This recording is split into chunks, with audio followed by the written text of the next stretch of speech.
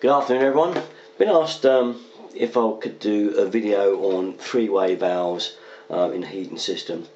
If you've got a boiler, cylinder, hot water tank as other people call them, and an F&E tank in a loft, and you've got a domestic system with an airing cupboard usually, the tank in it, a pump and a three-way valve. Now what can happen, and has often caught people out, is a three-way valve can go, and the only notice you get about it is the fact that your heating's probably gone off. You find that you're getting hot water to the cylinder, to the tank, plenty of hot water, but no heating. So there's no heating running around the system at all. And you might think maybe it's the boiler, but no, you can see it going when it calls for hot water, and also you can see the pump is working, and you've tested that and you know the pump is going okay. So what do? We check the three-way valve. Now the good thing is, if this has happened to you for a stopgap over the winter at least, you can pull a lever on the valve and you'll get your heating back. You will find you have to have hot water and heating together, but it will get you by until such time as you renew it. I'll show you mine. My three-way valve is not in an airing cupboard, which is where they normally are. 75% of the time you usually find the motorised valve is in an airing cupboard. Okay, I'll show you mine, and I'll show you where the lever is. It may be in a slightly different place on yours, and how you can get your heating back going again just by pulling this lever across. And then I'll show you a drawing, a little diagrammatic, and you can see how that actually works. So I'll show you mine in the cupboard first. Okay, now there is my three-way valve. Now this is a common sort of connection really. Central heating pump in, up into the three-way valve, and you've got your AB on the pump. A is heading round to my heating, B is going round to the hot water tank. That's my dog barking. He knew his timing. Now look, if this is a common one, it's a Honeywell type, they're very common. Now they have a little lever on the side. Let me see if I can show you that lever. Can you see that there? Now if your valve has gone and you've got no heating, you can get round it by pulling that lever across. Can you see that? Just put him across and click him up. I've clicked him in position, so he's now manually on. Okay, it will lock there and it will make sure your heating gets going until such time as the winter comes along.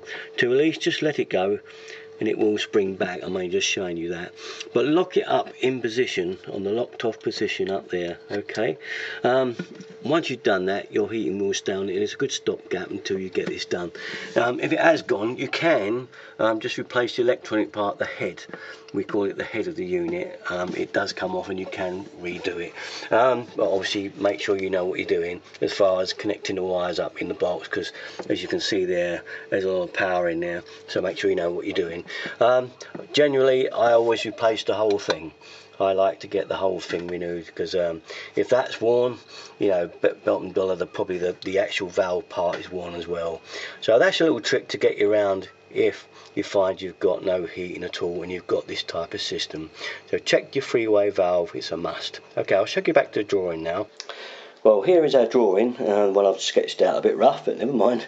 Generally, here's our boiler. This is an open, unvented system. You know, it's not pressurised at all, and it's generally what's in a lot of houses, especially the older houses. It will generally tend to be an open, vented system, low pressure.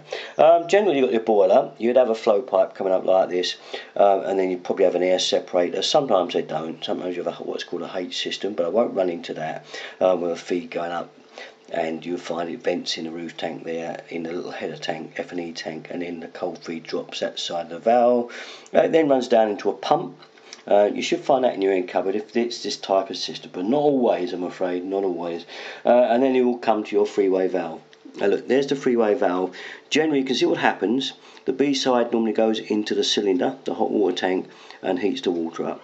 The A side usually generally comes out and runs around to our radiator. So of course you can see that should that valve go, that you're stuck, that heating side will not work. You'll probably find that it will be running the hot water okay, but it will not run the heating. If that's happened to you, just manually turn that lever and you'll restore your heating straight away, and it's a good stopgap until such time as you get that valve renewed.